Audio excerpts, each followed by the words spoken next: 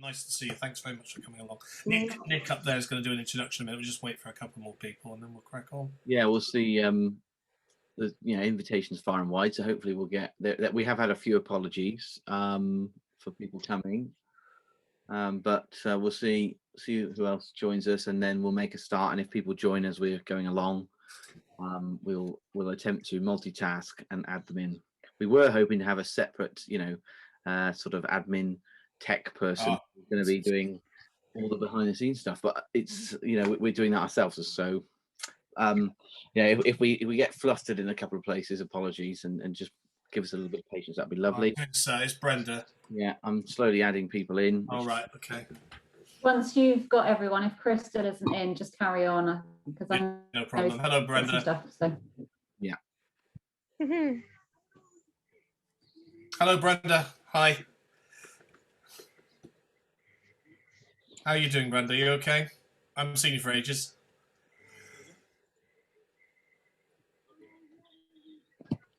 All right, so Barry's here, Alison's here, Annabelle's here. Helen Adams is not here at the moment, but she will come later. People might join us. Yeah. We did send out a reminder.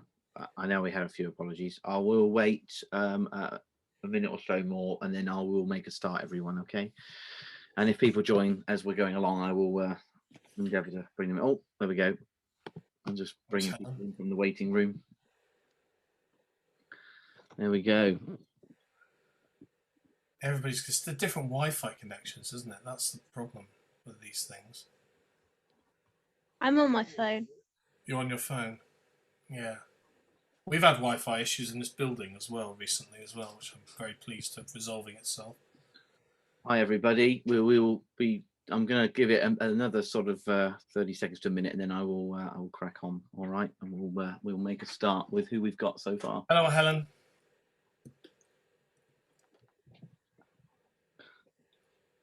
Everybody's muted. I know. Funny when I have this all the time. Right. It's all good. Helen, hi. Hello. Everybody knows How are each other. you? That's good. I'm fine, thank you. Helen's one of our amazing Learn to Live speakers. Oh, right. Oh, you already know. That's great. Helen, I didn't actually, when you came to the community event last year, because I was doing the home contacts. I didn't actually see your face in the end, did I, last year? I'm John. Hi. No, we did. I think we did. Did we catch up? Did we catch up? We spoke, but I'm not sure I saw you face to face in the end, but I don't know. I've seen you because I've seen you at the college, didn't I? Oh, of course. Yeah, when we were doing. Yeah, that's true. That's very true. Yeah, that's right. I seen you there. That seems like a year ago now, doesn't it? My goodness, it was a year ago. Ages ago. Right. It's 1:05. If anybody else joins us, I will. We'll add them in, and they can sort of join in from where we are already. Okay, so hopefully, if I do this, there is some sort of slides to do with some of the information we're going to provide. Sarah joining us. Is someone joining us? Are they or? Sarah. Can you add them? Is that all right? I've done it. I'm on the whole screen sharing thing at the moment. Anyway, welcome everybody. As you can see from my name tag on the screen, so my name's Nick Harvey, my colleague John Hellier. We have both worked with or for in the Mix project, and this is our virtual partnership event. The last one of these we did was face to face. We hosted one in the community. Obviously, we can't do that at the moment because of COVID and stuff. So we're doing a virtual one, which is exciting because we've done lots of other virtual stuff in the last sort of 6 to 9 months. So we should be quite adept at it. But we continue to make mistakes, don't we, on this whole virtual journey we're all on. Anyway, so yeah, this is going to be our little event today. We're going to be talking to you a little bit about what road code is and about what we do. And there's going to be an opportunity for us all to have dialogue at the end. So that's kind of the agenda. As I said, we're from In the Mix project. So we're a youth work charity based in Wiveliscombe. We work right across Somerset, and we're based right on the fringes of Devon. So we do some work in Devon as well with schools and youth groups and alternative curriculum providers, PRUs, that sort of thing. So we offer kind of quite a variety of sort of youth programs. Some of them, like this, are contracted delivery that we're asked to do by other providers like UK Youth and UPS, and we'll come on to that a little bit more when we talk about road code. So that's kind of a little bit about us and what today's about. I'm going to hand over to John now, who is going to go through sort of our aims. Right, thank you for everybody else. It's obviously with something as serious as road safety, for good initiatives to take place and good partnership working, there needs to be like a bit of a community link. So we're very grateful that you people have managed to come along today, which gives us an opportunity to explain what we've been able to achieve with the program, with the sessions we were able to deliver in the first half of the event in Tranche 1 and Tranche 2. Tranche 2, as everybody knows, has been a little bit more challenging due to the pandemic. But I think in every session we have delivered, whether it's virtual, there's always been some significant information that young people have felt safe to talk to us about. And it obviously depends a little bit on the age of the groups you're working with, but there is a little nugget of information that comes out, and some of that is just self-disclosure or whatever, but we're going to sort of cover that a little bit today, so you get a bit of a flavour of how we've been sort of running the sessions. So for today, in the next hour and a half, hopefully there'll be an opportunity for everybody here to be able to get to know each other a bit and to network and cross over. We are going to have a go at testing your road safety knowledge as a bit of an icebreaker activity. And hopefully, if you don't know about the RoadCode program, which is being run by UK Youth in partnership with UPS, who are very, very kindly funding the project, you'll be able to learn a little bit more about what the benefits of the program are. And how can we improve road safety initiatives for young people in the communities we live? It's important that we always look widely across organisations at how we might be able to provide this education to young people. Nick. Cool. Yeah, thanks for that, John. So I will just scooch over. So yeah, as John said, we're going to test your road safety knowledge. So we've got a little bit of a quiz to do, and this is partly based on some of the programs that we've been adapting for RoadCode to work in sort of a virtual capacity, as we've had to do over the last year and running into this year. We've had to adapt the delivery. So we've been doing some online stuff.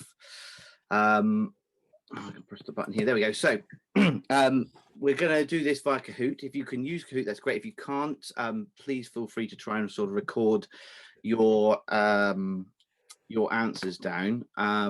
But you will need access to Kahoot to take part in the sort of quiz now. So I will need to bring that onto the screen for everybody. So bear with me while I multitask. Like I said, I could have done with a techie person behind us, but it's fine. Can I ask you to bear with me, because I know absolutely nothing about this and I'm here to learn. That's fine, Brenda. No problem. I'm going to go through now. So that's not a problem. Don't worry. That's fine, Brenda. So Kahoot is a virtual quiz app, which you can use. You can access this via the desktop, or let me just see if I can press this button here. Or you can access via an app on your phone. But feel free to, you can, as it says on the screen, you can join at www.kahoot.it, and the game pin is displayed on the screen. I will endeavour to put that in the chat as well, if I can do that, but as I normally do in these situations. Okay, press the buttons. So the idea is, using the mobile, you can actually vote on screen using the mobile device. Yeah. So that's the idea of that. People with this, you can set individual learning, or you can do this as sort of like a group, team versus team, player versus player experience, which is what we're going to be doing today. And this is one of the programs that we've been using to deliver road code virtually this year, and adapting the program to meet the the challenges that COVID has brought. So if you can log into this, it'd be great. If not, if you're not able to do that today, then by all means, if you've got some paper to sort of record question 1 and then whatever color that you put, that would be great. But we're going to have a quick run through here and just see what people's road safety knowledge, I should say, is, and from there on we will move on to the next part of our agenda. So I will see if I can do this on my phone as well. Let me have a quick look. So you're logging into, if you have a phone with you, you're just logging into kahoot.it. Yeah, so you can do that, or if you've got the app on a second digital device, you can do that as well. So hopefully now we'll see if anyone's got any problems. Then, like I said, let us know or whatever. I'm just adding another person into the thing. I think that's me because I've managed to get it up on my. Okay. All right. Okay. Not a problem, Helen. That's fine. If anyone's got any problems, shout, and then I'll try and kick us off in a second. Sorry. That's all right. I do that all the time with Zoom. Like I said, we're all still, even though we've been forced into sort of using it in quite a huge capacity, we are all still getting used to the kind of the virtual way of doing things. I know I am always like, what button do I need to press, and all the rest of it. But it's been good. Okay. So hopefully we'll be able to test everybody's knowledge in just a second. I'll just see who is at the moment signed up. Are we all good to go? Is everyone happy if I move forward with our program today? Okay. So hopefully I need to adjust the volume on this as well. This is kind of a little micro thing that we've pulled from some of our other programs. Let's just adjust this. So it's a lovely little road code slide here with all the logos on it. So yeah, let's see what you guys know or what you guys can work out. So this is our little pop quiz. It's very fast paced. You've only got 10 seconds to answer each question, but each question is worth 2,000 points. Okay, so we'll see who comes out with the highest score. Okay, there's about 22 questions for you guys to see if you can answer. So here we go. This is the first question. What is the most effective? So you can use red, blue, yellow, or green. Everybody's put the answer in. The correct answer, of course, is seatbelt, whichever got right. So that's good. Good start for our little test here. I'm gonna have to ask people writing things down manually afterwards what questions they got right. Okay, let's have a quick look then. Next question is: whilst driving, what is the recommended position to hold your hands on the steering wheel? So, what do you think? What is the recommended place to position your hands? So the correct answer would have been 10 and 2. So that's obviously like that. So move on to our next question. Everybody's moving around. And the question is, what does this road safety message relate to? So it'll be displayed on the screen. What does this road safety message relate to? So again, whatever colour you think it is, you can click. The answer is, of course, about crossing the road. So something we do some work around when we're doing the RoadCode program. Stop, look, listen. Pedestrian safety. Okay, let's move on. Everybody's moving around. We'll skip through the points there at that point. Okay, next question. What is this one? What is not a safety feature on the car? So what is not a safety feature? got triangle, diamond, circle, square. Yeah, that would be the rear view mirror. Obviously, all the other things there are designed to improve the safety aspects of the car. Which I got right this time, that one.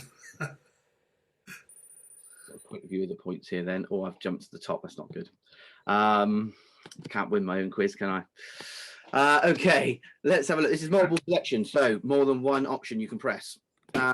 When you have to walk on the side of the road, where do you walk? So if you're sort of rural area, where do you have to walk?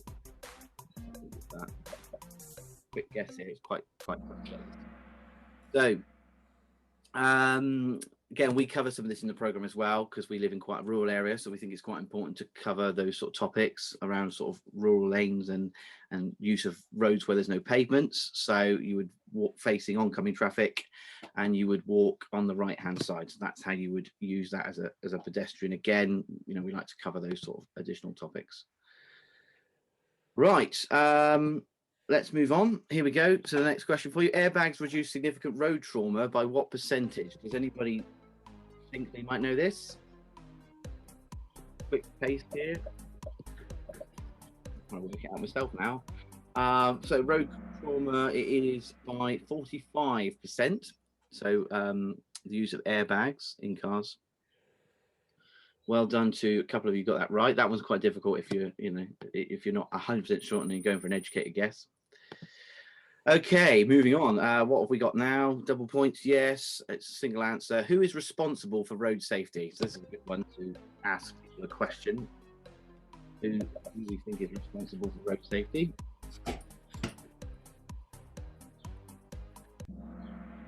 So yeah, obviously the perfect answer. So thank you, everybody. It doesn't matter whether you use the road as a driver or as a passenger or as a pedestrian. Everybody's responsible for making sure that on good road safety practices. Okay, another question for you. Let's go through these. Okay, how many hours of private tuition with an instructor are recommended before taking the test? What do we think to this? So we might be able to work out roughly how many hours of tuition for a learner to do. So the recommended period is about 45 hours. Most people take between 45 and 60 hours to learn to drive before going on to take their driving tests. That's the average amount. Okay, a few people moving around here on our scoreboards. Okay, next question, multiple selection. So you can pick more than one answer here. What are two things a cyclist should look for to ensure their safety when riding? What are two things a cyclist should look for to ensure their safety when riding? Two options here. Those would, of course, be wearing bright clothing and a helmet, and make sure you look over your shoulder when you're moving around so you can see other people behind you, whether they're going to be overtaking you or in the way. So, yes, well done if you got those right. A couple more questions now. Someone's taken the lead there. I couldn't quite see because I had the screen in my way. Here we go then. Next question. Who's going to get this one? When should you be alert for pedestrians? So again, looking at pedestrian uses as well.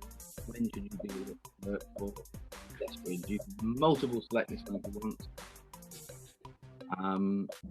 The correct answer would have been any of them, because obviously pedestrians are everywhere, but of course it is in all four mentioned areas, which everybody clicked as well, so that's great. Should always be on the lookout for other road users. Who's in the lead here now? Oh, Alison's jumping into the lead. Okay, next question. Let's have a look. What is coming up? Does anybody know what a supplementary restraint system is?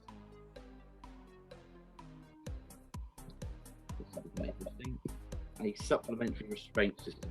Child seat, airbags, seat belts. It is airbags. So that is in addition to your seatbelt, which is the main restraint system. Supplementary is the airbags, which stop you from, potentially knocking into other things in the car in the event of an accident. Okay, moving on to the next one. Let's have a look. We'll go through these. Where do most fatal car crashes happen? I think you might know this. I'm going to check that one. I think I remember, but I'm multitasking. Okay, it is under 25 miles from home. So again, this is sort of around like complacency. You know, we get used to thinking, oh, I know that road, I know that bend, I know what's happening. Or But tired driving. or tired driving, yeah. So that is why those accidents happen there. Okay, we're going to move on. I'm going to rattle through these questions. I realize we're about halfway through. What are 2 practices to keep you safe as a passenger? What do we think? Safe as a passenger. What are the 2 options would you pick? Oh, I've run out of time. So put your seatbelt on, obviously, keeps you safe, and make sure you've got any loose bags or luggage in the boot and not in the way, or in the event of you having an incident, you know, not coming and sort of smacking people in the car if they're on the parcel shelf or the footwells. Another multiple selection question. What's it going to be about? How do you show responsible behaviour on the road? What do you think? What would you pick? How would you show responsible behaviour on the road?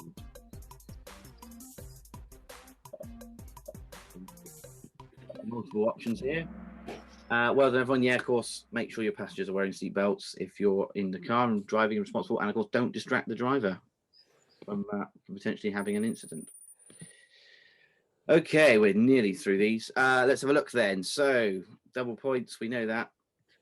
When can you apply for a provisional license? At what point? Where can you do it? It would be that buttons.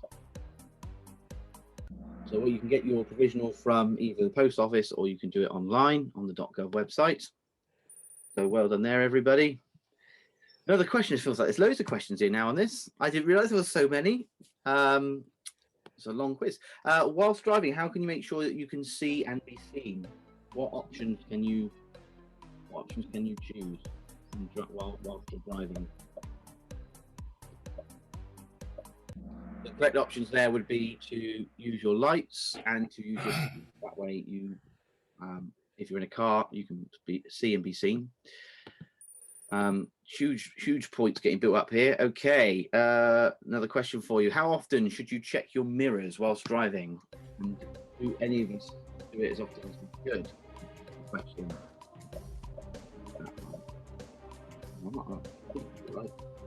I should know, really. Yeah. So it's every 5 to 8 seconds, ideally, you should be checking your mirrors.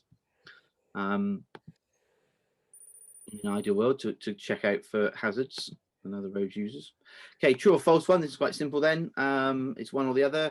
It is only the driver's responsibility to make sure everyone in the car is safe. What do we think of that?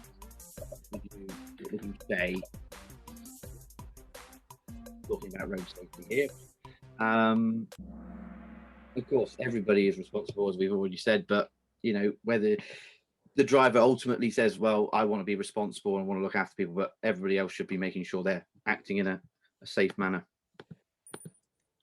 Okay, now where are we at? Last 3 it is, because there's a little poll at the end. So what age do you become legally responsible for wearing your own seatbelt? This is a really good question. Does anybody know the correct age bracket? It's quite 14, yeah.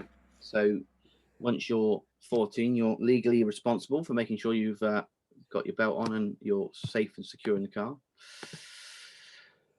Moving on to another question, double points we know about, lots of points available. What age can you start to drive?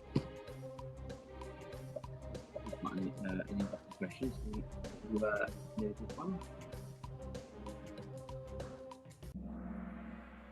So there we go. It's frozen. There we go. It's 17. So it's on the first day of your 17th birthday is when you can start. A lot of people obviously leave it slightly later than that.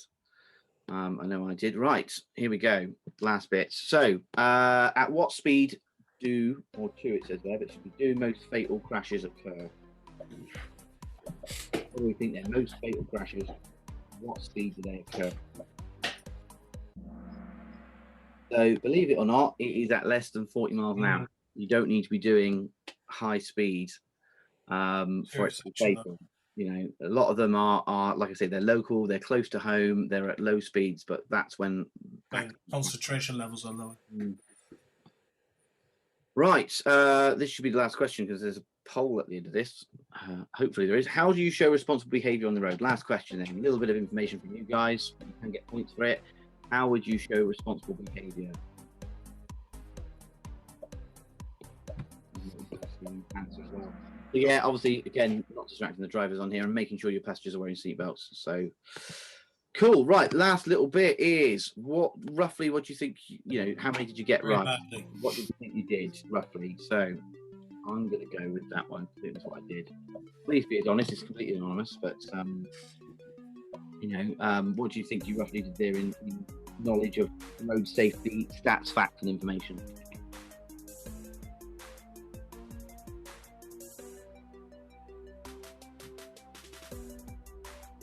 Nick, Yeah. can I confess? I got about 7 wrong, but I also had a phone call from my grandson in the middle of it, so I missed some. But I'm not terribly proud of myself. So That's okay, Brenda. So, I mean, looking at the scores, a lot of us said, so 67% said I got a few wrong. So a few wrong answers there. One person almost all correct, which is great. And some of us did badly. So anyway, the scores will be on the screen. So I don't know who was in the top lot. Barry, well done. You got 3rd place there on your road safety knowledge. Alison in 2nd, and it was going to be so only because I know the program so well and all the stats and information that I really should be passing on to young people, because it's really important to teach them road safety. There's a way of consolidating. That's the reason I came first, honestly. But no, it's interesting to see your scores there, guys. Right, so that is that. So I will stop sharing that. Thank you for taking part in that. Hopefully you maybe learnt a little bit of information there that perhaps you didn't know before, or a fact that you didn't know before. Let's go back to this. Hopefully this all works and I can go back to where we were. Okay. So let me just move on to the next bit of this.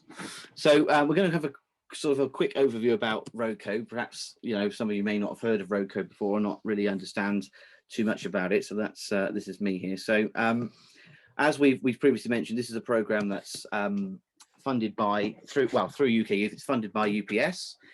This is an international program, so it's delivered all over the globe, and we're very lucky to be involved in it here in the UK.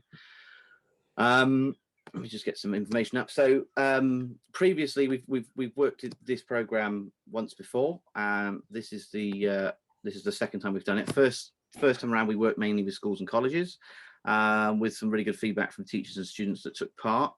On this occasion, in the 2nd round of this, sort of working during the pandemic, we've also sort of expanded it as well, during COVID, to work with sort of youth groups and uniformed organisations and PRUs and stuff like that. So trying to sort of work with smaller levels virtually than we would do necessarily in face-to-face settings.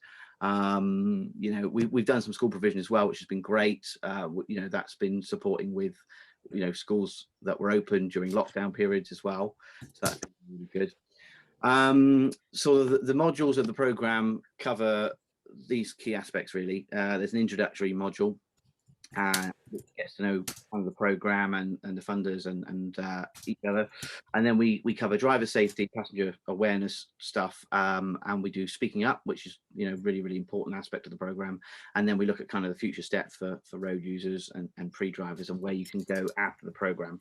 There's an opportunity for groups that we work with to get involved in community challenges, and I'll come on to that in a little bit. And we also obviously do these community events, which are really great.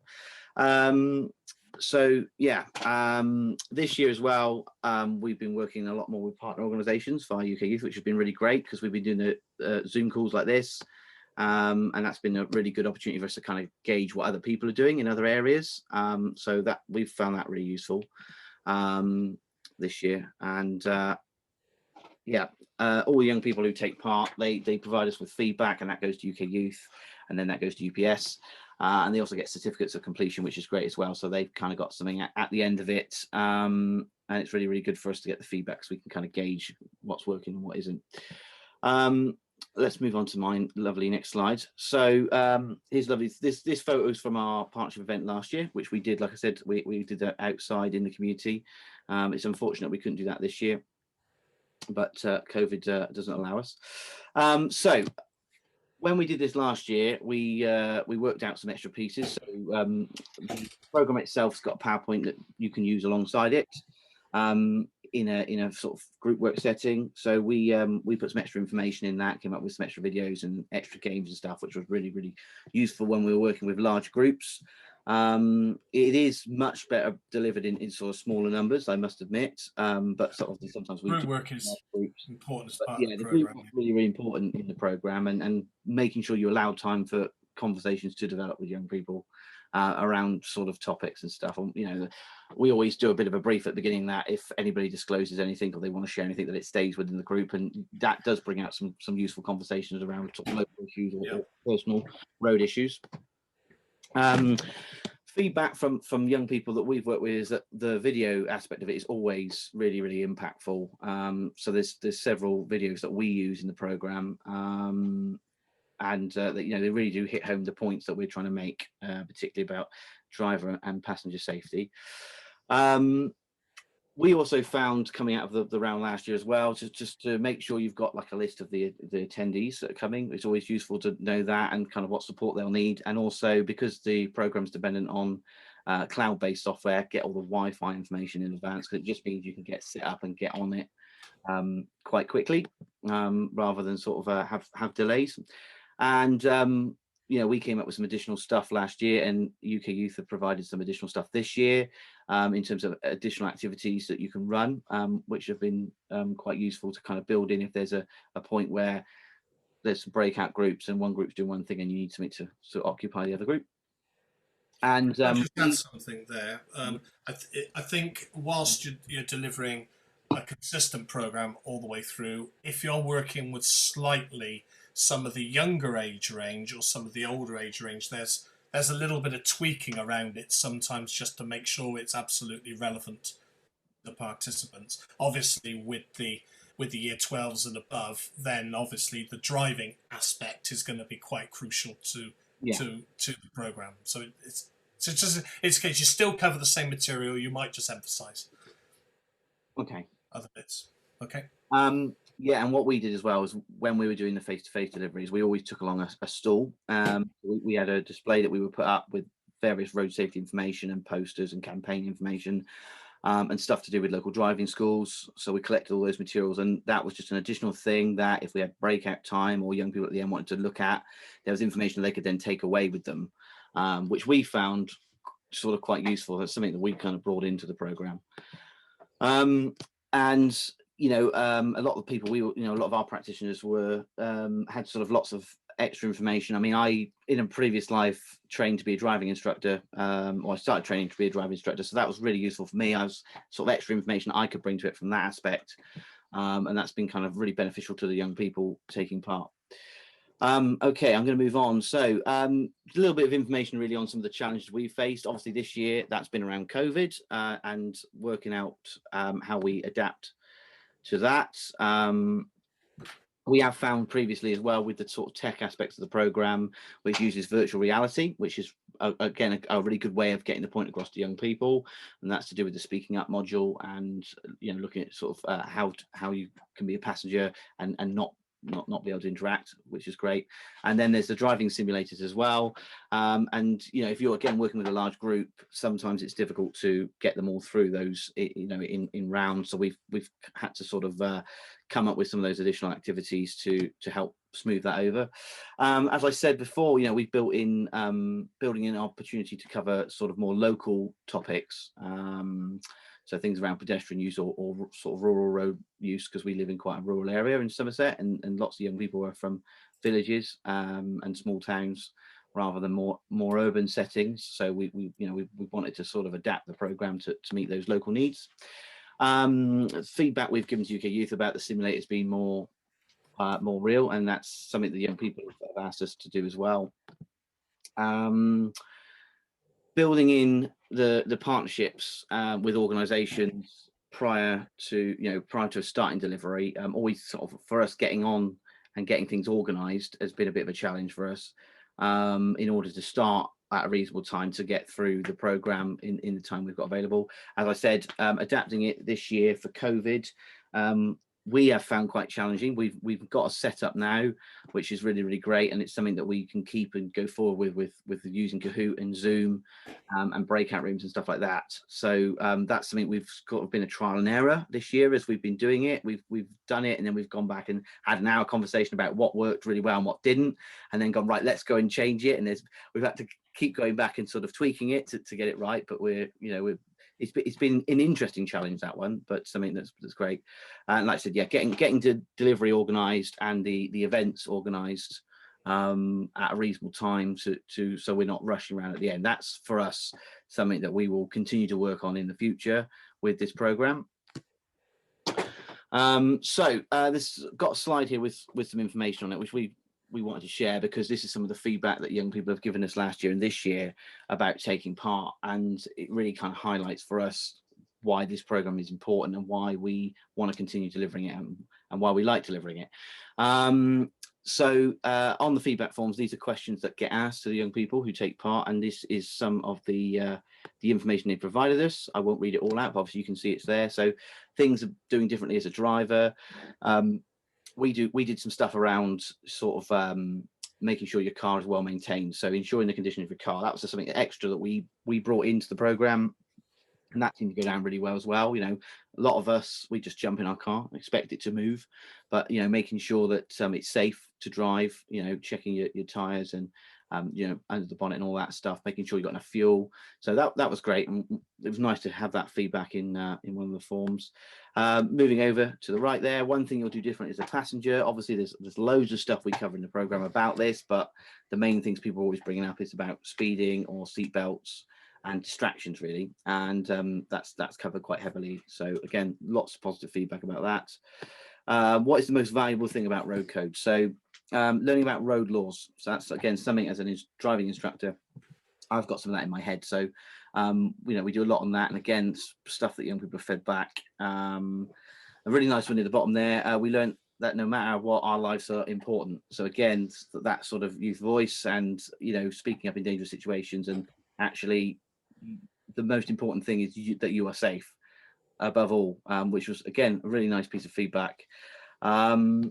Opening our eyes to how serious it is, of course, and then any improvements, as I've mentioned, extra activities, more practical related stuff, is some of the feedback we've been given by young people. But yeah, we're really pleased with sort of how they've found the program, really.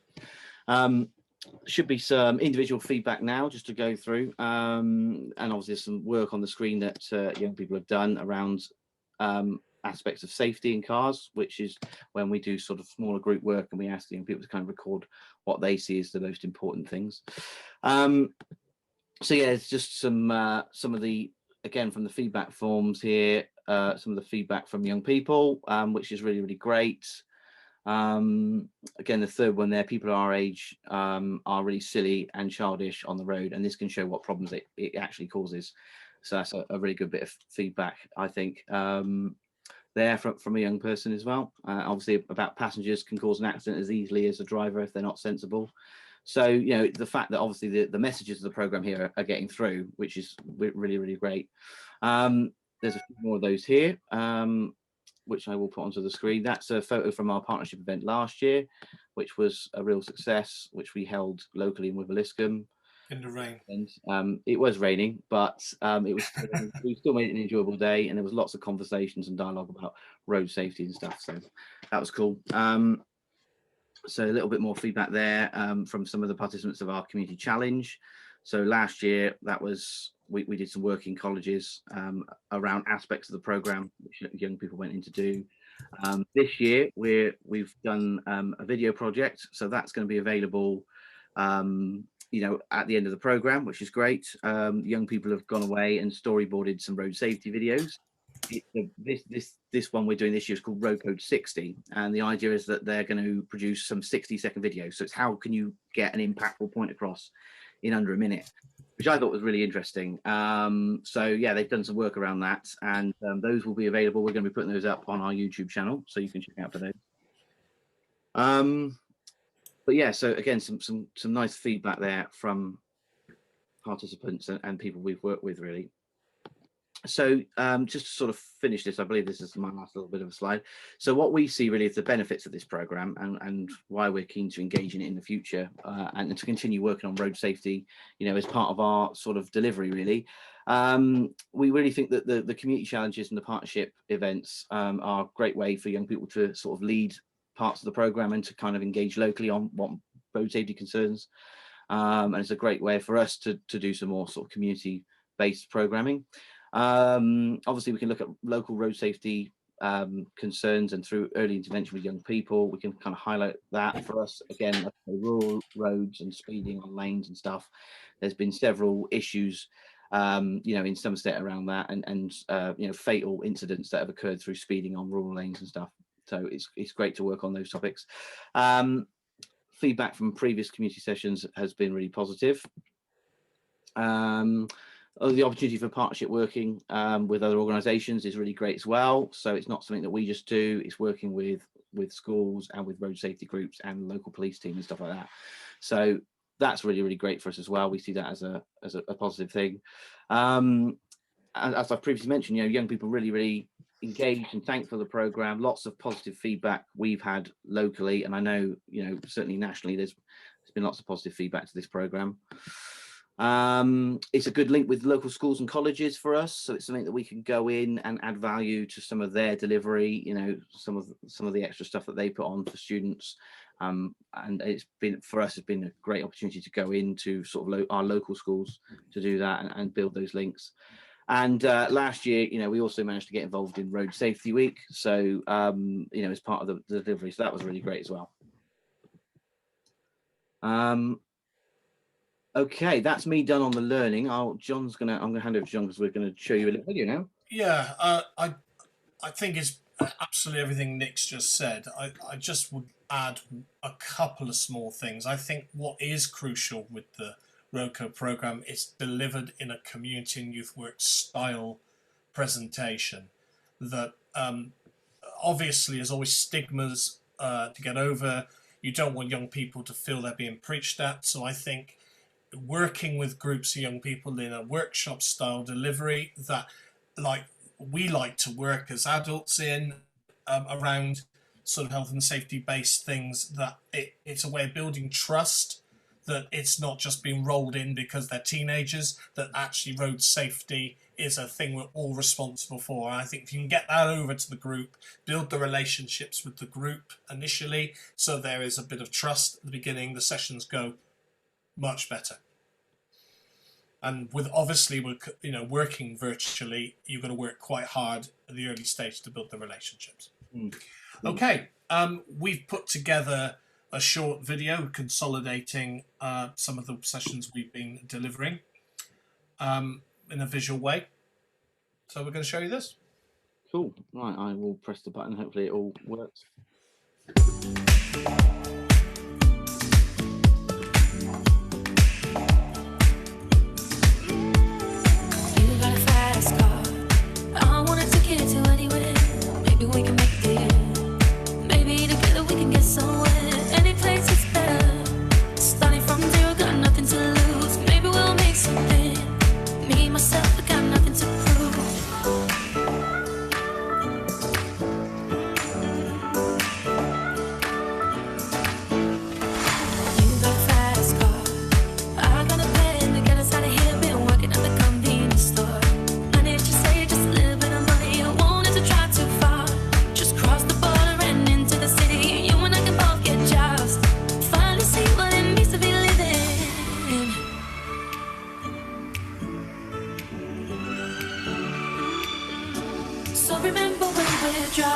Driving in your car, speed so fast I felt like I was drunk. City lights lay out before us, and your arm felt nice wrapped around my shoulder. And I had a feeling that I belonged.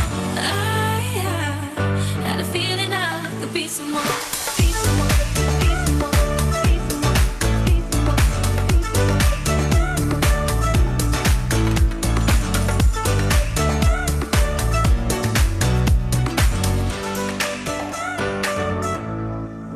See, my old man's got a problem. He lives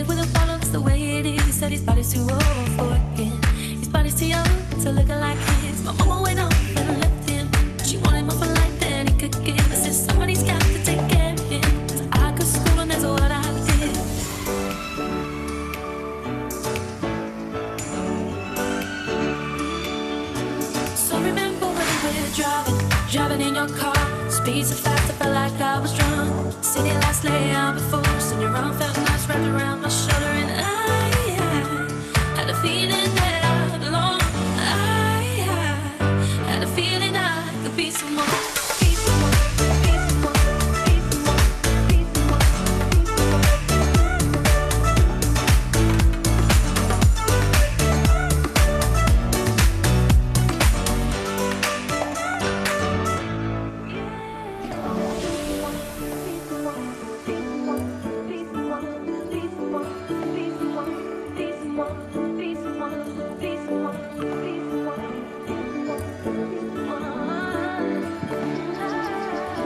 So remember when we're driving in your car. Speed so fast, I felt like I was drunk. City lights lay out before us, and your arm felt nice wrapped around my shoulder, and I had a feeling that I belonged.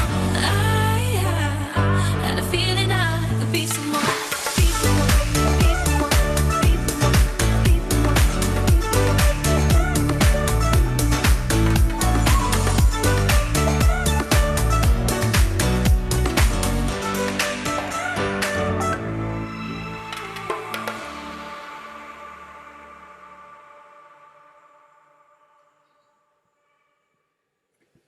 So yeah, that's just a little bit of what we did previously, and obviously we're working on a, you know, we're doing it again now. So that kind of covers a little bit about what we've done before, and hopefully the visual stuff is you know, a good demonstration really of what we've been up to and why we do this.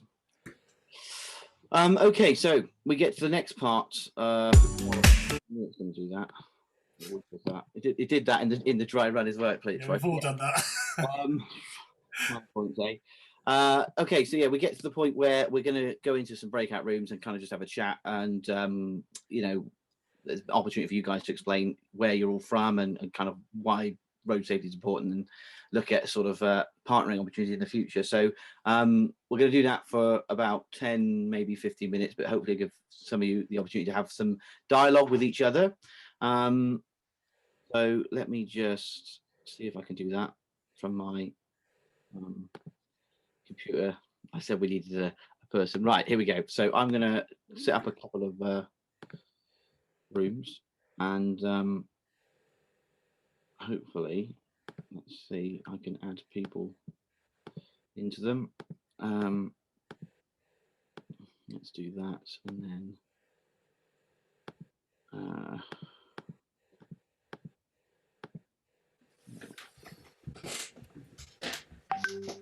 cool. Right.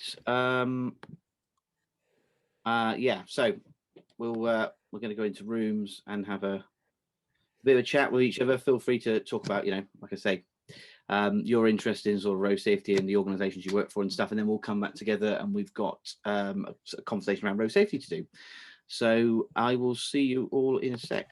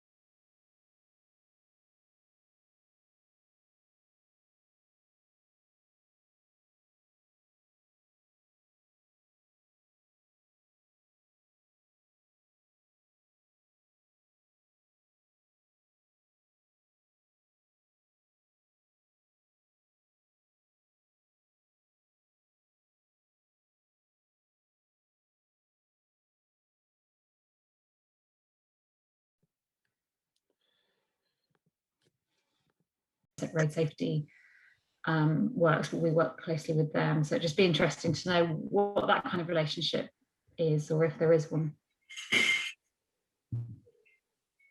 See, Nick, you've missed all of this. All these questions have been aimed at you, but don't worry. We'll Oh, sorry, I'm here now. We really needed like a third person to do all of the behind the scenes stuff like this, to make it run really smoothly, and I'm having to double up and do that and be in it as well. So that's why. So sorry, You're doing really well. I'm here now. So if anybody wants to ask me anything, fire away. Annabelle, go for it. Yeah, so Chris and I are both from Devon Somerset Fire Rescue. Chris is the road safety lead for Devon Somerset Fire Rescue. I am the coordinator for Learn to Live, which is aimed at 16 to 18-year-olds for road safety intervention. It's a partnership. I was saying Helen is one of our lovely family speakers. I'm really interested in what you've just said, and it sounds like we actually do very similar things. So I was quite interested to know, because we're obviously Devon and Somerset Fire Rescue, and we work closely with Somerset Road Safety. I just wondered if you do any work with them. I saw Somerset County Council was on the list of people on your video. I just wondered how we all fit together. Yes, so we did have some crossover with them last year, with some of the community stuff we were doing, and some of the stuff at colleges, because they were there as well. So we have done some work with the Road Safety Partnership. One thing they were doing earlier this year, but the end of last year, but previously they've been doing some pop-up road safety events, which we would have loved to have sort of got involved in with them, but we weren't able to sort of get ourselves organized for that in time. But I know they've been doing those in Somerset recently, because again, they've not been able to sort of do the work that they would normally do and get their message across because of COVID. So it's something in terms of working with them more we would like to explore, definitely, and work with them more. Obviously they're doing a similar message to us as well, but it's more general. It's not just aimed at young people. But yeah, so we'd like to work with them more. We've just started a really good positive conversation with our local police team as well, and the person responsible for the police cadet units in Somerset, and whether hopefully there's going to be some synergy in the future to work with them around sort of a junior program for their cadets, which will be delivered by the older cadets. But it will be based around some of the elements that we cover in the program. So those conversations are taking place at the moment about future opportunities. So yeah, we're always keen to explore sort of partnership opportunities and ways to work closer together on a variety of programs, but certainly on this one too. If I can just maybe jump in there, I do have a habit of talking a lot. I really apologise now, don't I, Helen? Oh no, I wouldn't say that. Oh, I do. Just to give you a little bit of brief outline. I'm not sure what the rest of our guests here and others in this breakout room, what they know about Learn to Live. Learn to Live has been going for 12 years.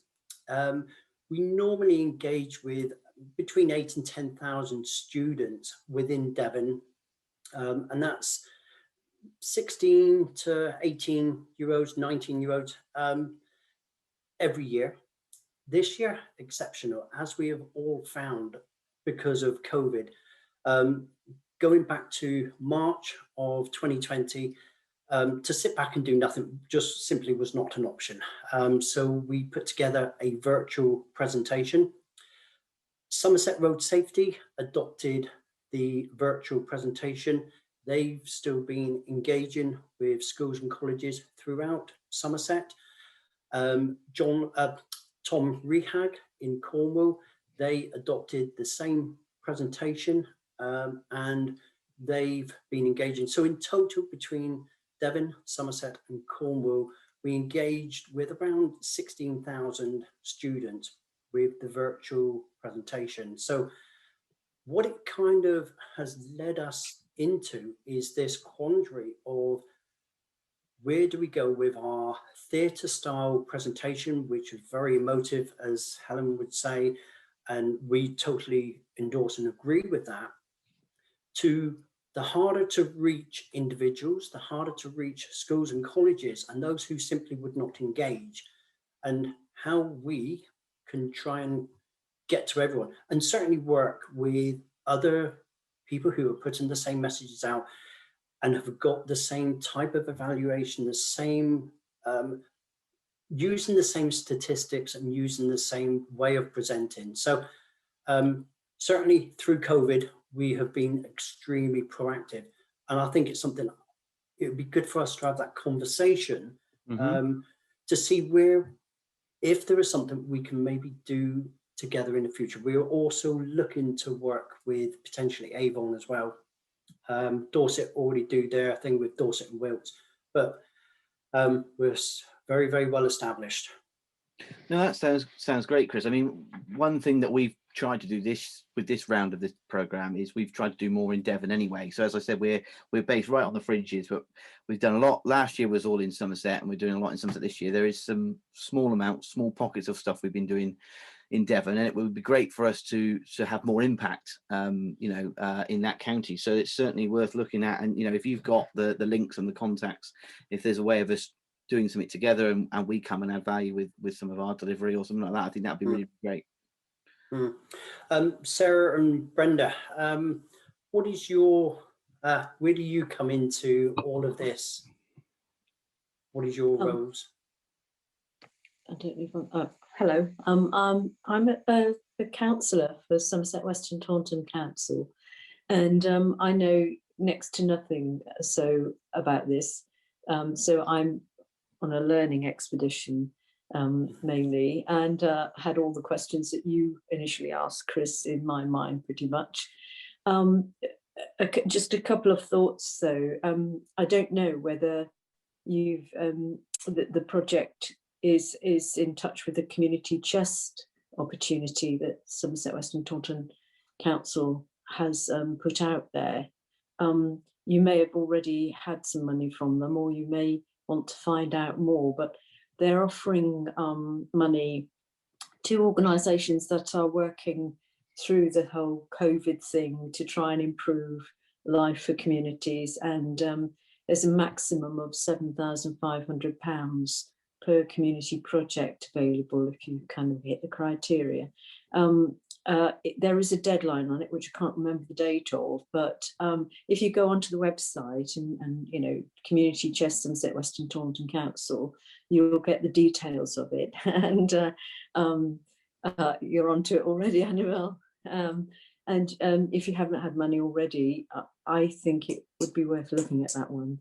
And the second thought I had, and it might be slightly off your agenda, but it may be of interest to young people also, is the aspect of how you drive safely and also in a way that is less harmful to the environment, because so many young people are into kind of what they can do about the environment. And because there are ways, obviously, we all know, of driving more and less economically in terms of emissions. So just those are my thoughts, and I'm eager to hear what other people can teach me about this. Thanks. No, thanks, Brenda. Sarah, I don't want to come in. Sorry. No, go ahead, Helen. If you want to go ahead, that's fine. Yeah, sorry. It's just I was just going to sort of just say a bit about what I do, because obviously I know Chris and Annabelle, but I run a road safety charity called Stand Against Speed for Bethany, which we set up after our 17-year-old daughter was involved in a road collision that she died as a front seat passenger. And since then, in 2012, we set up Stand Against Speed for Bethany. Normally we would do lots of fetes and attend different events to be able to put our road safety message across. We've got little motorized vehicles that we set up a track and allow youngsters to drive these little vehicles, and we've got zebra crossings and stop signs and men at work and all these sorts of things so it's educating the smaller ones. And then we also do a choice in consequence go-karting course, which is taking 16 to 25-year-olds on an educational go-karting course with one of the police officers that did work for Avon and Somerset that has now moved on to a road safety department elsewhere. And so all the money that we raise goes towards paying the £30 to take individuals on the choice and consequence course. And obviously I am a parent speaker for Learn to Live, which I've done for quite a few years now. Cool. Yeah, thanks for that, Helen. I mean, that's some really useful information. Obviously we've touched base before, but and I was aware of the go-karting, you know, that program. But you know, you mentioned about doing stuff for the, you know, the more younger ones, which I think is important as well. You know, is hitting it at as an early age as possible. And with young ones, it's obviously important about the pedestrian safety and sort of safe road use and not wandering into the road as well. So, you know, it's all really important.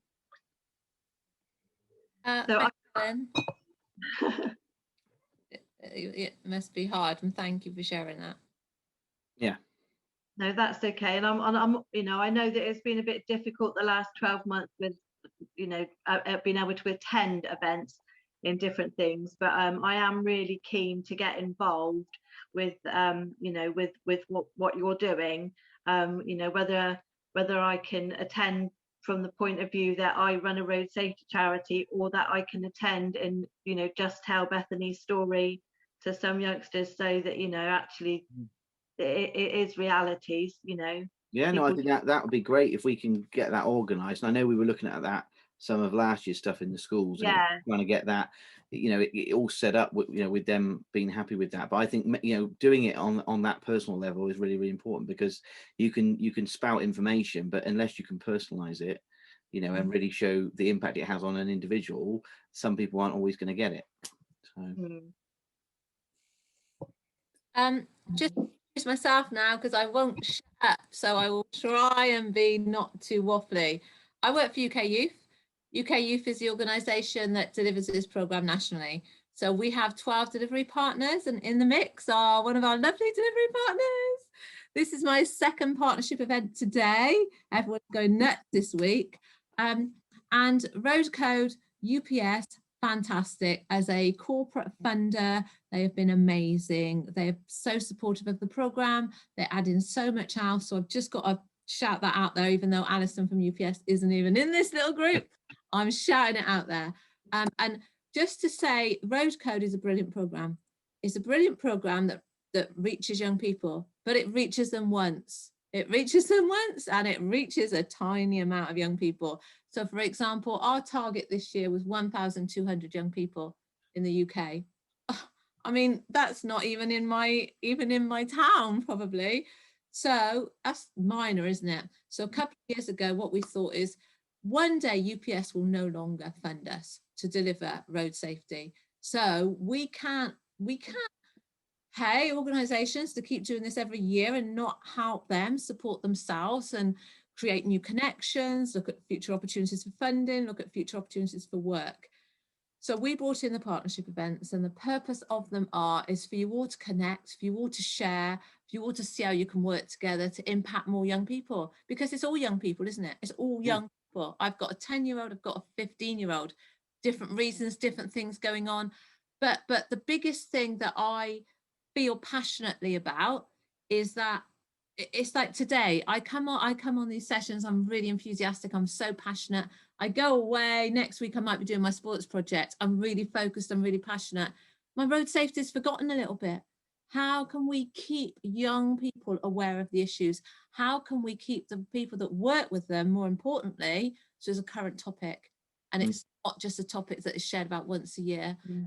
I believe that we are all very similar. We are inspired, but then we go away and it's no longer a priority. And if it's not a priority, how can we keep the people that work with young people so it is a priority, so it can keep trickling down, so we can start to see behaviour changes?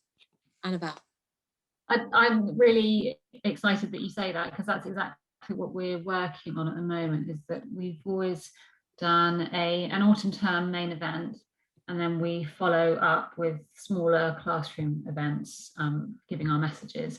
But we're talking at the moment about having we've only got 58 seconds, having an academic year program of how Learn to Live interacts with students. So I think you're absolutely right. It's not a one hit in a student's lifetime just isn't enough. I agree. Yeah.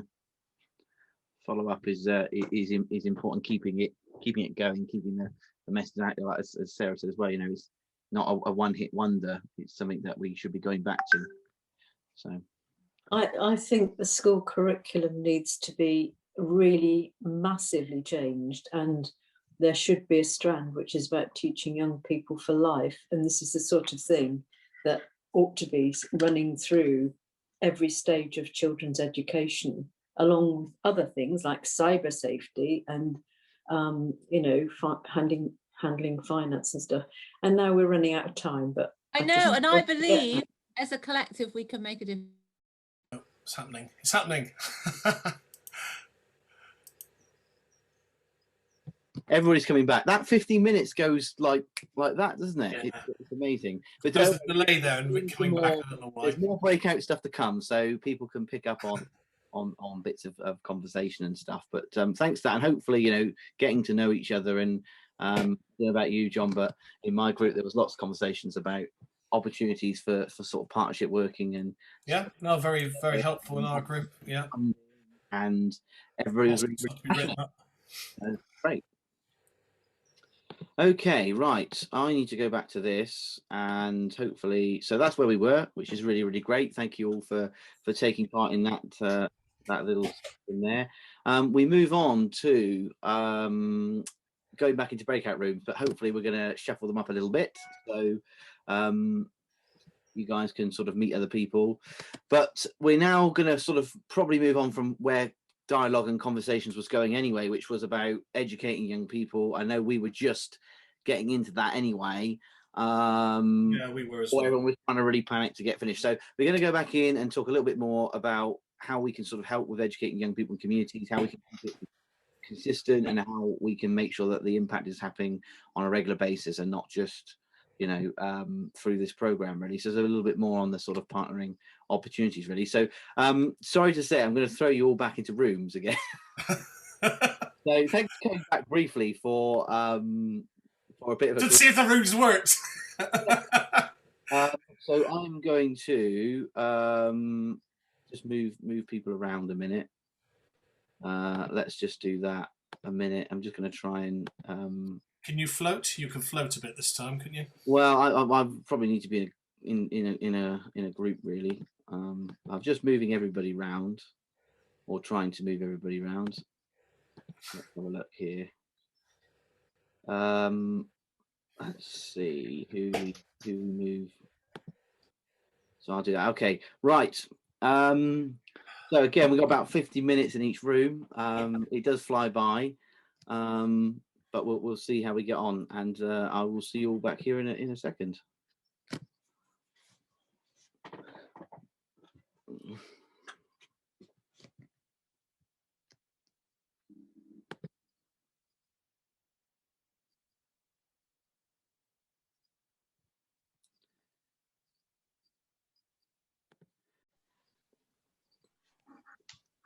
So I managed to get into this one straight away.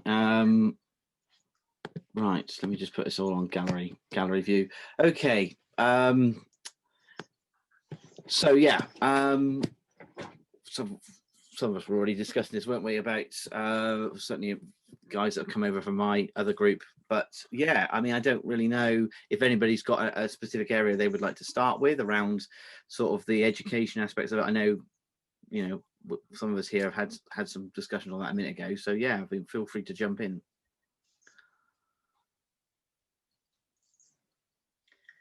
How are you delivering this now? So you're delivering it online now? So yeah, we started personally with this program this year, well, we started it last year, obviously, and it's run over into 2020, 2021. We initially did some face-to-face sessions, so we were working with partners. We worked with the YMCA and some schools, and we got some sessions delivered when the restrictions were eased, and then some of those were running over quite a span of time, so they ended up starting face-to-face and then going into to virtual, so they were blended. And then obviously since then, so this is going back to sort of September, November time last year, since then it's all been virtual.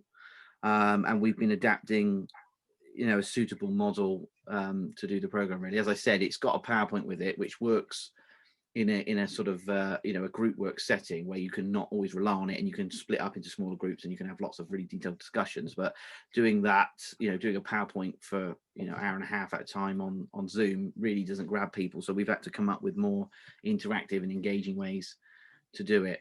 And I've certainly found with the virtual stuff is you kind of need to put like 150% through the screen, because actually only 90% of it actually gets through to the other person in a different room. So you've really got to kind of over excel really with virtual settings. I found personally, I don't know about you guys. So. Yeah, I mean, I haven't delivered road code virtually yet, but I work quite a lot using Zoom with our team, and you do need to kind of really hold, and these are adults that are being paid to do their job, but you know, you really need to try and hold their attention and keep it kind of snappy and not talk rubbish, and make sure that you're engaging with them. Now, I've got some friends that are teachers that are trying to deliver stuff over Zoom or Teams as well, that are saying, you know, it's just like talking to nobody.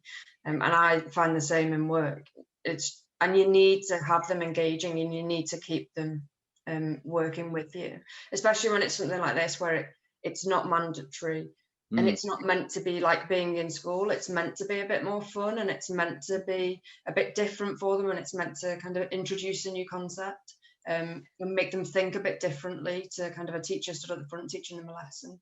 And you know, obviously the program is meant to be engaging. They have the road code race and whatever, and that's really hard to kind of keep up when you're not sat in front of each other. And also I think people find it more difficult to talk on this kind of arena if they're not used to it. And my daughter's doing Zoom calls and she refuses to have her video on, even though everybody else has got it on, and she refuses to say anything out loud. They'll put it in the chat, but you know, she won't talk. Had some of those sort of issues with some of the young people we've done sessions with. I mean, we hosted a yeah. You were all right, Kai, actually, when we did ours. We promoted like a virtual workshop the other day, which was open to anybody, and we registered people we've perhaps not worked with before to take part in it. And so we had a load of people who we've never met, basically. Yeah. And you know, getting people to open up in that was like really difficult. So you know, you just ask everyone to introduce themselves, and it was so difficult because of the Zoom thing. But we eventually, you know, they kind of got in it, and we were using the Kahoot stuff, so that was more interactive. And you know, eventually we were, you know, asking people to submit their ideas around sort of prevention methods and things like that as part of the program, and they eventually kind of opened up, which was really, really good to see. Yeah, and I think it takes a while. I mean, I use Zoom literally day in and day out with all kinds of people, all kinds of different people that I've never met before, and with our teams, and with people within UPS. And when people go, okay, introduce yourself, even I go, oh, what do I say? Because, you know, people don't like to talk about themselves, do they, in the spotlight being on themselves. So you need somebody to kind of start with examples and to lead a conversation, and to start bringing that information out, you know, things that people can relate to, things that they've had in their own lives. So, you know, I know even when we've delivered it face to face, obviously there is still sometimes people don't like to talk up, but it does seem to be a bit easier. But having stories kind of in your back pocket where you say, oh, you know what, we had a session with another child who said blah blah blah blah blah, and then they start to go, oh, yeah, well, that happened to me, or you know, yeah, that happens in my family. So they don't feel like it's just them that's in this situation, that they know that other young people are in that situation as well. Kai, can I bring you in here? What's your involvement in this? Have you been party to one of these workshops? I helped Nick and John last year with the road code safety being outside, but I've been going to the youth project since Kingsmead, so I've been there since Kingsmead in year 11 and all that, and I've been in contact with them ever since, really. But as Nick and John said, I'm a youth leader. I help them with their projects as much as I can, give them some ideas as well, and I can bring those ideas to other young people as well. So like I can say to people in my village or something about how road safety works and how to keep your cars like in good condition, because I did my level 3 mechanics at college not that long ago, so I could help them figure out what to do with their cards and things. So We've yeah. been doing that this year, haven't we? Yeah. So we've got a program that we run called the Core Network, which is a pilot scheme that we started running last year, but it's about youth participation, youth voice, and young leadership. So we've got some young people in that group who effectively work as the champions in sort of UK youth programs. They call them champions. So they deliver that aspect of it, the young leader bit, and we use them to bounce ideas off of, and they represent young people in our organisation and throughout what we do. And Kai is one of our members of the group. I think we would all probably agree education has got to start from a very early age, and those building blocks and those foundations, if we get the messages instilled from a very early age, then we can start to succeed.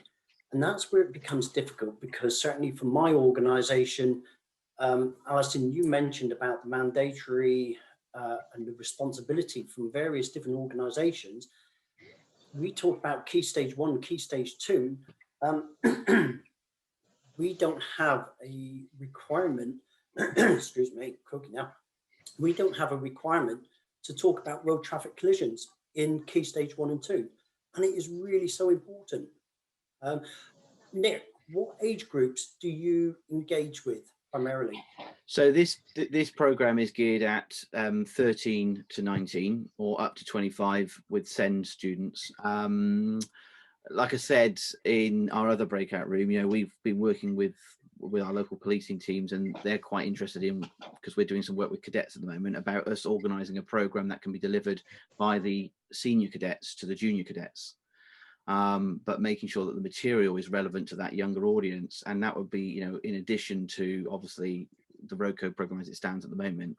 You know, we've touched on before about making sure that the program is relevant, and I agree with what John said there, because there's elements of it, you know, with the driving stuff that, you know, if we're working with, you know, 13 to 15-year-olds, we don't cover that in as much detail as we do the passenger stuff. Whereas with the other, when we go to the older ones, then we try to work on the driving aspects more than the passenger aspects. So it's just making sure really that what's been offered is relevant to the audience. And I agree. I think it needs to start as early as possible.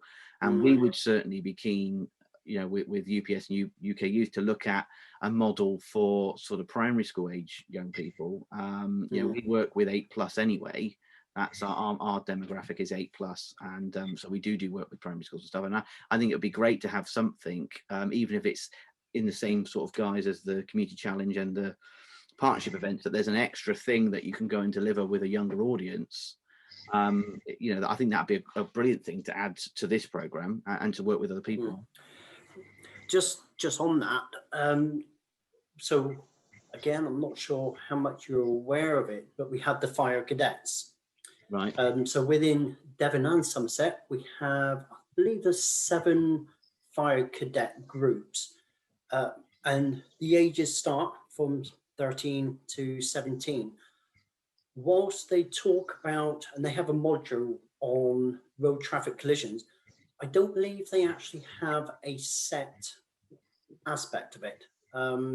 So that could be a potential area where you could maybe actually get a foot in there. Okay. I think that would be a very good potential. The lady to contact would be Sam Saunders. So ssaunders@dsfire.gov.uk. She oversees the fire cadets. So that could be an avenue to explore where you can start getting these messages out. Okay. So that's a potential. Yeah, I mean, I know for me, you know, working on the topics of mobile phone use, which I think is really, really important with young people, because they don't see the risks really associated with that. And I know one of the biggest issues for the police is around drug driving. And again, that's something that young people kind of do. Perhaps they don't really see the risks associated with it, not just for themselves, but everybody around them. So, if we were again working locally and working in partnership with people like, fire and rescue and the police as well, I think those would be some great sort of shared events to try and organise and do the sort of bits around that with the target groups. And I think there's definitely scope in, changing some of the content to make it good for younger people. I mean, my daughter's 10 and came out of school the other day, so she's only in there kind of 2 days a week, so she's really excited to see her friends, and they've all got mobile phones now because they're in year 6, so they're about to go into senior school. So she bounced down the road the other day and with one of her friends, and they were talking about something that was on the phone, and me and the other girl's parent were behind them, and they just walked out into the middle of the road in front of a car, and they don't realize the impact of it at that point. 13, 14, 15, it's great. Obviously, there is still a big impact, and there's more chance of them getting into a car with somebody else who's a young driver. But road safety generally is important. Agreed. But it's about how you make it suitable for that audience. And I think it'd be great if we extended the programme. I would love us to go into my daughter's primary school, but obviously it's not kind of a relevant age. But I can really see there's a lot of scope in that. I would have agreed with Alison, because as I said in the other group with Alison, the primary school Oak has got a lot of traffic hazards and things. I know they've got lights for the school now, but it still doesn't make how people speed through the village. Yeah, with the small kids and all that. No, I mean, we had this with a young person several years ago whose sibling unfortunately got knocked down, and this was in a very small village, and they had to, that was the impact for them. And I know we worked with the young person on that, but the lasting impact that had when you experience a death at the hands of an issue around roads, it impacts the whole family basically. So, and that was something then that they brought in localized speed zones and stuff like that in that, and it was horrific, So it's certainly I think that a lot for sort of that stuff around in small towns and villages about the impact, because a lot of people speed through them, and again, that living in Somerset, I know that is how it is really. I think the personal experience was really good, and for Kai, I think don't underestimate your role in this. I think it's really, really important. As much as I like to think I'm still really young, reality is I'm not. I think I'm still as young as the kids that go on the programme, but I'm not, and they look at me like I'm ancient. But having someone who is young and who can talk to them about that stuff and who can relate to them and say, I've been there, been in a car with my friends, it wasn't safe, but this is what I did. Being able to relate and talk to them on that level is really, really important. So, absolutely don't play down what you're doing. It's really important, the role that you've got in this and in delivering it to young people and in talking to them about, experiences. I think that is so fundamental. We've just started to engage and bring in the skills of an influencer. Because like Helen, I stand up there and I'm still operational now. I stand up there and I tell my story, and I've been doing this for 8 years, how it's impacted me. But a younger individual to be able to stand up there, it does have some benefits, and that whether it's as a narration or whether it's as a link between a family speaker, whether it's a link between myself, or whether it's a video clip, just somebody just to relate to the audience, I think certainly has some credit to it. But also in the virtual Learn to Live, which we done last year, we enrolled my daughter, who done a live simulation for road traffic collision and what to do if you're involved and how to try and make yourself safe. There is a lot of benefit. Kai, you're acting as an ambassador to the audience, and I think that is so important. I think there is no real right and wrong about this, so there's no problem in speaking up and saying how you think and what you feel. There isn't a right or wrong answer. Everybody's experiences are different, and I think that's just really important, is having that link. So don't feel like you can't speak up because you might say the wrong thing. I know when I started delivering the program, even though I was still ancient, I was a bit like, oh, I don't really know if I'm doing this right. But actually, there is no right or wrong, and just sharing experiences is really important. Well, you're certainly not ancient. Yeah, Ellen, you've been very quiet during this breakout room. I know, I've been taking it all in. Yeah, that's like you. Any comments from you? Any suggestions? Anything? I mean, like one thing that was suggested, this was back a while ago with Chris Jones, who was the station officer at Minehead. He was taking some things into schools, and that's why I said to him at the time, because like the others might not know about the little motorized cars that I'm talking about, but if you go onto our Facebook page, Stand Against Speed for Bethany, you'll be able to see what I'm talking about, because it basically is it's a layout, and it has like traffic lights and zebra crossings and all these sorts of things. So when we go to events, that is aimed more really, I suppose, at the under 8, so the tinier children, and we talk through, one of us will walk around with them and talk through about, what does this sign mean and what would happen if you go too fast. So that was something that Chris was saying that might have been a good thing to have took into some of the primary schools, is us to take our little cars in with the road layout, so we could actually like deliver some education to the younger children, because they just think of it as really fun. They get in there, they're like, oh, look at me, I'm in a little car and I'm driving by myself. But what they don't realize is they're learning so much by actually doing what they're doing. Yeah.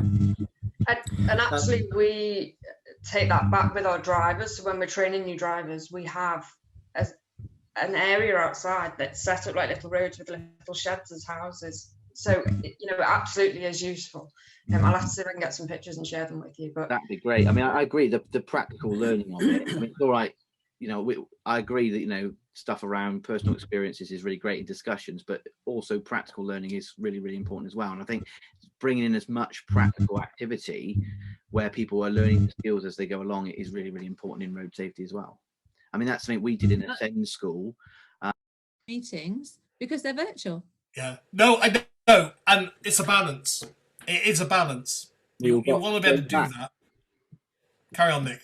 No, I'm just talking about Kate and Sarah. Like these breakout rooms, they don't seem to last very long, even though. I was just to finish what I was saying there, guys, and sorry to everyone else who's not been part of the initial conversation. But we did an activity where we took a load of SEND young people out to look at a car. In the car park, and they walked around it and they looked at the hard bits of the car and the soft bits, and what were the safety bits, what's there to protect you, like seat belts and airbags and crumple zones and all those sorts of things. And that was quite good, because again, it was a practical learning experience, and they got to see first on what if it hit me is going to hurt me, and what if it's not going to hurt me, and stuff like that. So yeah, anyway, I'll leave it there, because otherwise I'll digress into another learning experience probably. So the thing is, there's always add-ons to this program, and you've got to be conscious of the age range of the program. But you could also add on road signs and more sort of bicycle awareness stuff more in the program. But like everything else, you need to stick with what the program's there to do. But if you've got a slightly younger group, you can add a little bit. I think there's definitely opportunities for like additional pieces. So we come to the part now where there's an opportunity for, if anybody's got anything from the discussions that have taken place that they'd like to feedback to everybody, then by all means, if anybody's got a point they feel was really, really valid that they want to share, we can do that now as we're approaching the end of our... I guess from my point of view, every colleague I've spoken to, there's significant things that I have to write notes for this. We're going to have to write some notes of action points from what we've discussed. You've got it written. Well, you would do. I've been writing some stuff. But yeah, so I will pull together some notes from things that we talked about in our group, and then consolidate. Chris, I think you've got your hand up, so, and Sarah in a minute. Chris, do you want to go first? Yeah, from ourselves, I've provided you with one contact there, Nick, which is Sam Saunders, to do with the cadets. Yeah. But I'll also another contact for you would be Kerry Henkus, and that's spelt with a C. And Kerry looks after all of the education within Devon and Somerset Fire and Rescue. So any ideas, any perspective for education now has to go through Kerry Henkus, of which I oversee the Department for Education as well. But she would be a really good lead to discuss with Kerry what is currently ongoing in the education world within Devon and Somerset. What are we looking to do? When it's road safety related, Kerry then passes that on to Annabelle, and then we just discuss it as a team. So I think those would be the real two good leads for you. Excellent. Whether it comes to anything, we'll see. Well, hopefully it will. We'll certainly be. Yeah. I've written those things down, so thanks for that, Chris. Sarah, I think you wanted to say something. Yeah, just quickly, really, Annabelle and Chris, obviously you're doing research into data and impact and all of that. Obviously, our program, as I've mentioned earlier, is a national program, is global. We can't just change modules. We need to go through a process of talking to UPS and going through that. However, everyone that delivers it slightly different because it's their local region and they need to think about local impact and what's going on. But we are constantly interested in impact.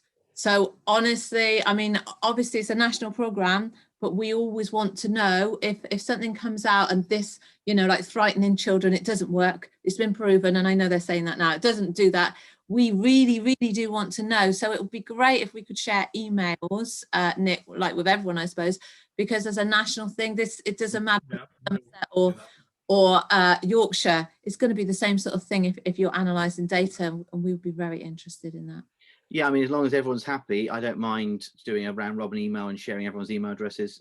If people are happy to do that, I'm more than happy to do that at the end of this call.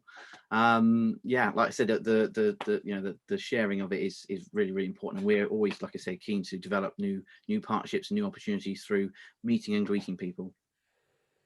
I've offered to buy people cake and make coffee. Can't do that at the moment. In the building, I know. But I'm just telling you, I've offered it, so I'm going to have to find the funding. Cool. Has anyone got anything else that they would like to share with everybody before we crack on with where we're at? Okay. Oh, well, thank you, everybody. We are pretty much at the end of our event, but we would appreciate some feedback. There is a poll to do, which I need to hopefully share with you. If you don't mind answering the questions on the poll, that would be really, really great. We appreciate feedback because it's useful for us to look at how we can adapt our engagement and our programs in the future. Obviously, with regards to any opportunities in the future, we'll certainly be following those up, and hopefully we'll be working with some of you guys again with other aspects of this program or other work that we do. And do feel free to share your experience today online, on Twitter, whatever. The hashtags and the tags for us, UPS and UK Youth, are on the screen. So do feel free to do that. We love seeing. Have you answered the questions, Nick? Online. You should be able to. You probably won't be able to do it because you're a co-host. Oh, thank you very much. You're not allowed to. Everyone else can do it though, and do feel free to answer the questions. That would be lovely. Can I just add something to this? Obviously, this is the tick box exercise.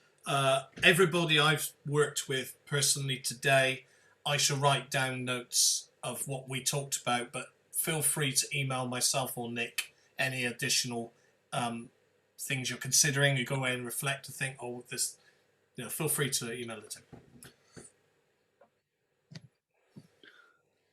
Yeah, and that brings us pretty much to the end of our session today. We haven't done too bad on timings. I was a bit concerned we might have a run, but we have slightly, but not too much. But yeah, no, thank you everybody for coming along. Thank you for sharing and contributing. I think it was a really, really useful thing. It was great to meet some of you who we've not worked with before, and hopefully this is going to open up some avenues in the future. We're hoping that we'll be working on RoadCode again. I'm looking at Sarah there for a little, week now. But we're hoping we're going to be working on RoadCode again, and we hope that there's going to be, opportunities later this year. Fingers crossed. And that's it. Thank you, everybody, for coming along. Thank you very Thank much. you for the Thank you for invitation. inviting us. Bye. Thank you very much. Good to meet you all. Bye. Thank you, everybody. Thank you, everyone. Thank you. Take care. Thank Bye-bye now. you. Bye. See you, everybody. Bye. Bye. Bye.